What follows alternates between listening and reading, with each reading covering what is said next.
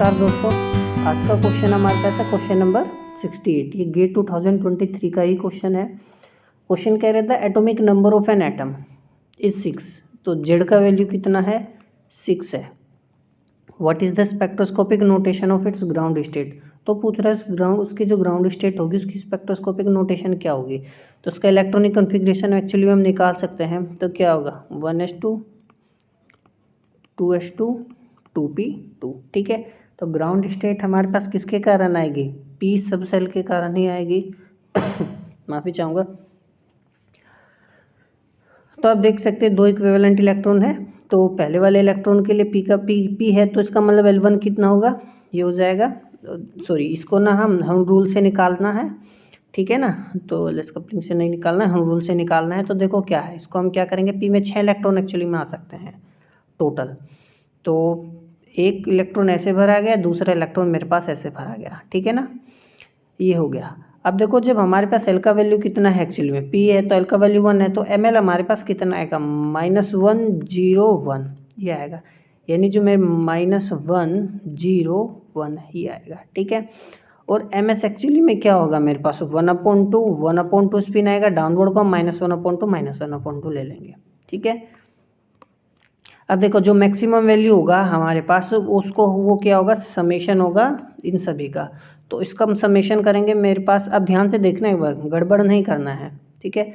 आप जब इसका समेशन करोगे, यहाँ पे तो इलेक्ट्रॉन है ही नहीं, तो इलेक्ट्रॉन नहीं है, क्या लेना देना, इसको हटाओ यहाँ से, इलेक्ट्रॉन नहीं है इसमें। ठीक है, हमारे पास यही दोनों है। अब इन दोनों को ऐड करोगे तो मेरे पास कितना आएगा? +1 ही आएगा। ठीक है, पॉजिटिव वैल्यू ही लेना है। अब देखो ये हो गया MS। अब ध्यान से देखो, इन दोनों को मेरे को क्या करना है?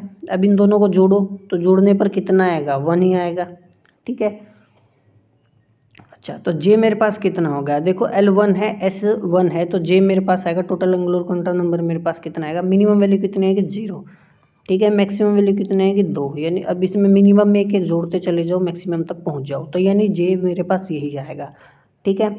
तो मेरे पास स्पेक्ट्रोस्कोपिक टर्म होगी एक्चुअली क्या? तो देखो एल का वैल्यू कितना है? 1 है, तो एल का वैल्यू 1 क्या कब होता है? पी के केस में। ठीक है।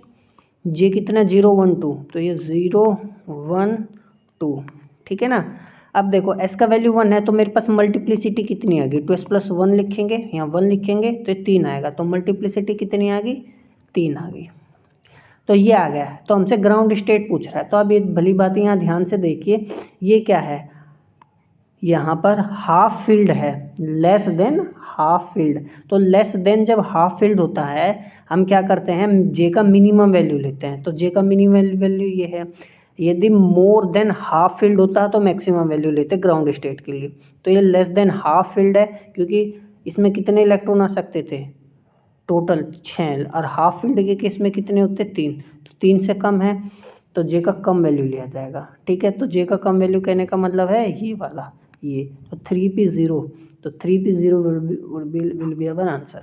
ठीक है, समझ में आया? तो ये था क्वेश्चन हमारा। तो अगले मिलते हैं अगले क्वेश्चन में, तब तक पढ़ते रहिए।